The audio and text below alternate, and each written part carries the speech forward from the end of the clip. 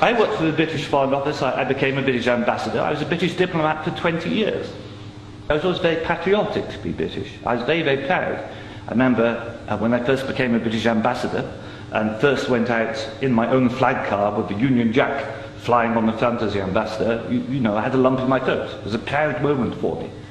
It was only 6 months after that I discovered that in the country where I was ambassador, we and the Americans were shipping people in order for them to be tortured. And some of them were tortured to death. Now, as you may imagine, my worldview changed. It was at the same time, about a month later, we invaded Iraq against the will of the Security Council. Not just without permission of the Security Council, but in the full knowledge that if it had gone to the Security Council, we would have been voted down. And I, as a British diplomat, saw all the internal memos that went through that decision. I know for certain, I used to be head of the FCO unit that monitored Iraqi weapons of mass destruction. And I know for certain, I can tell you, that they knew there weren't any. It wasn't a mistake, it was a lie.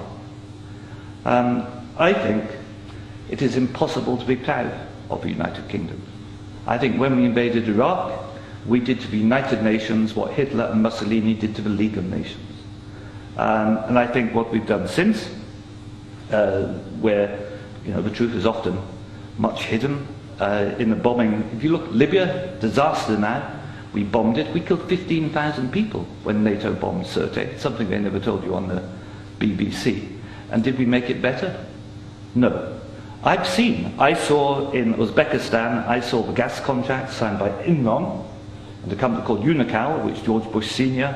was on the board, to dig out gas pipelines from Uzbekistan and Kazakhstan over Afghanistan down to the Indian Ocean. That was actually what the Afghan war was about. They'd actually had talks with the Taliban and Unocal to see if the Taliban would provide pipeline security.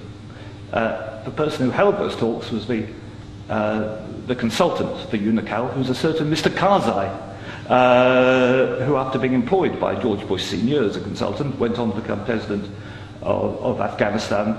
That was their plan B. The Taliban wouldn't do it, so they invaded.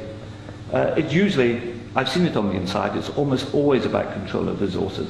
It is every bit as corrupt as our first speaker. I'm sorry, I'm also terrible at names, integrated. You are absolutely right, Andrew. And I can tell you it's not an academic construct. The system stinks.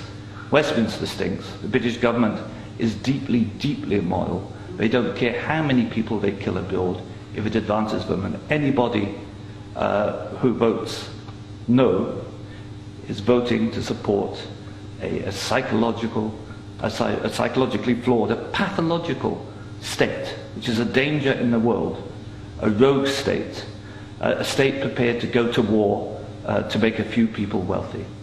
That's why I say it's not possible to be a decent person and vote no, and we shouldn't be ashamed to say that.